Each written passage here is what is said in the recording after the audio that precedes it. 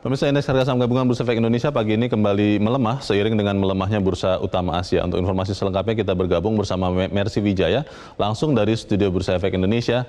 Mercy, kenapa indeks harga saham gabungan pagi ini justru melemah? Padahal di akhir pekan lalu kita melihat Dow Jones menguat signifikan karena ada harapan ditemukannya obat COVID-19. Bagaimana, Mercy?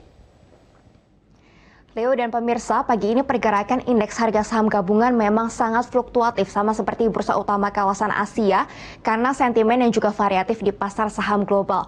Memang ada optimisme tentang perkembangan obat corona yang saat ini sudah semakin positif, terutama untuk obat yang dikeluarkan oleh Bio Farma Amerika Serikat yaitu Gilead Sciences. Namun masih ada kekhawatiran karena anjloknya harga minyak global mulai dari akhir pekan lalu sampai saat ini.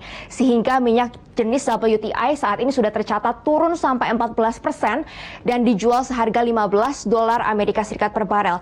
Ini turun jauh dari posisi bulan Januari tahun 2020 yang masih dijual seharga 40 dolar Amerika Serikat per barel. Ketidakpastian inilah yang membuat indeks saham fluktuatif. Saat ini pergerakannya cenderung melemah, yaitu 0,13% atau turun 6 poin di level 4.627 dengan nilai transaksi sebesar 1,2 triliun. Berdasarkan pantauan kami, hari ini saham aneka industri turun paling dalam sampai 0,8%, namun masih ada saham yang menguat, yaitu saham finance atau jasa keuangan yang naik 0,6%.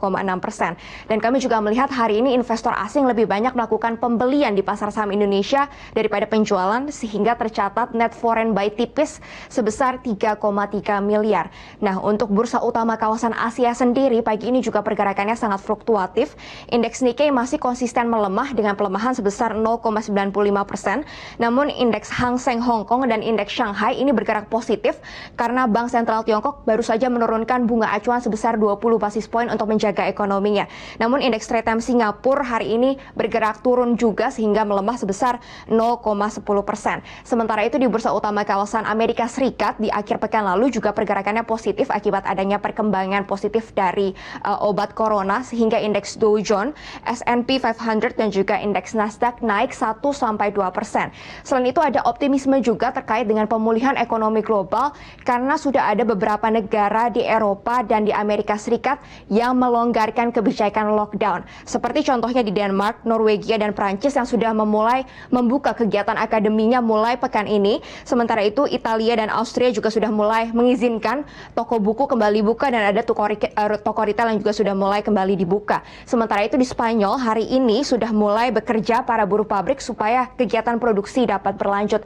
Sehingga diharapkan meskipun saat ini minyak global anjlok karena lesunya ekonomi global, namun karena kebijakan lockdown yang sudah mulai dilonggarkan ini dapat mulai kembali pulih waktu demi waktu. Oleh karena itu kita lihat hari ini pergerakan indeks harga saham gabungan juga masih akan fluktuatif di antara 4.590 sampai 4.800. Leo. Bagaimana dengan nilai tukar rupiah, Mercy? Apakah perubahan outlook peringkat Indonesia yang sempat dibuat oleh sebuah lembaga pemeringkat asing memperlemah rupiah atau seperti apa? Leo, untuk saat ini juga nilai tukar rupiah masih melemah sebesar 0,45% di posisi Rp15.500 per dolar Amerika Serikat untuk nilai tengahnya karena masih tingginya ketidakpastian global karena keberadaan virus corona secara global. Sementara itu berdasarkan pantauan kami, bank di dalam negeri menjual rupiah seharga Rp15.580 sampai Rp15.745 per dolar Amerika Serikat. Dan untuk pergerakannya hari ini juga masih akan fluktuatif sama seperti indeks harga saham gabungan sehingga akan bergerak di antara Rp15.300 sampai Rp15.675 per dolar Amerika Serikat. Demikian laporan kami dari Bursa Efek Indonesia. Kembali ke Anda di studio. Mercy Wijaya melaporkan langsung dari studio Bursa Efek Indonesia.